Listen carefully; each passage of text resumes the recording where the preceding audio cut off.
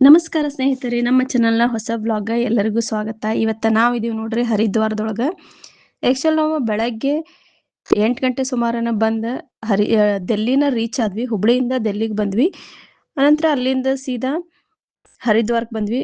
ದೆಲ್ಲಿಯಿಂದ ಹರಿದ್ವಾರ ಒಂದು 1 ½ hour to 2 hours journey ಆಕ್ಕೇತಿ.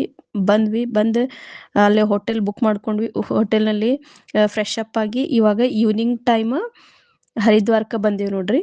ಹರಿದ್ವಾರ ನಮ್ಮ ಹಿಂದೂಗಳ ಪವಿತ್ರವಾದ ತೀರ್ಥಕ್ಷೇತ್ರದೊಳಗ ಒಂದಂತ ಹೇಳ್ಬೋದ.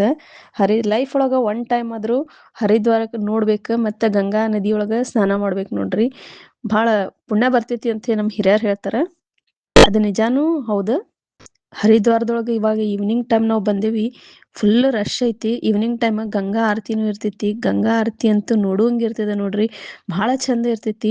ಈ ವಿಡಿಯೋ ಎಂಡ್ ತನಕ ಸ್ಕಿಪ್ ಮಾಡ್ದಂಗೆ ನೋಡ್ರಿ. ಅಂದ್ರೆ ಹರಿದ್ವಾರದೊಳಗೆ ಗಂಗಾ ಆರತಿನೂ ನೋಡಕ್ಕೆ ಸಿಗ್ತೈತಿ, ಮತ್ತು ಹರಿದ್ವಾರದೊಳಗೆ ಏನೇನೆಲ್ಲ ಐತಿ ಅಂತೇಳಿ ನಿಮ್ಗೆ ನೀವು ನೋಡ್ಬೋದು.